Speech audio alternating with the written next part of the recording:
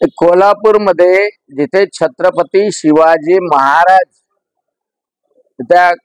यांनी त्या विशाळगडाला करून दिलं, त्या ठिकाणी एक दर्गा असेल, दर्ग्याबद्दल ऑर्डर असेल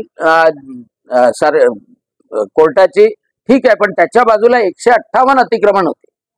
हिंदूचे होते, मुस्लिमचे होते, दारूच्या पार्ट्या चालत होत्या, हिंसा केल्या जात होती, मटण खाल्लं जात होतं, तिथे बकरे कापल्या जात होते.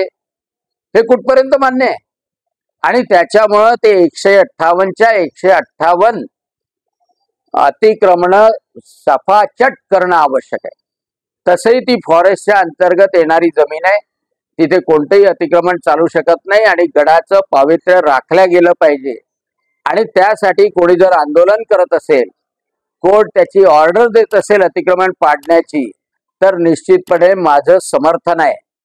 आणि संभाजीराजे भोसले यांनी जर ते केलं असेल तर निश्चितपणे मी तर म्हणेल की अतिशय चांगलं काम, पवित्र काम त्यांनी केलेलं आहे.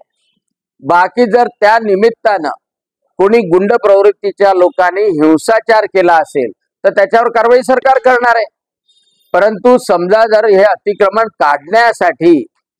काढू नये यासाठी जर कोणी मोर्चे काढत असेल, तर अमरावतीमध्ये आम्ही सुद्धा हे अतिक्रमण, विशाळगडावरचं अतिक्रमण काढावं.